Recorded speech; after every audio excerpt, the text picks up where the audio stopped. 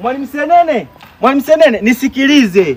Ikiwa umri wa Gladi ni mara 2 ya umri wa mama yake Gladi, tafuta umri wa baba yake Gladi. Ikiwa wazazi wake Gladi yapata miaka 2 tangu waachane.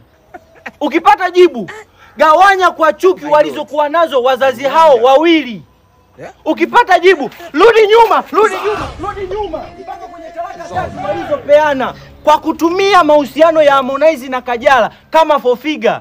Tafuta uzito wa msuluhishaji wa ndoa hiyo, ikiwa mapenzi ni ya watu wawili waliopendana.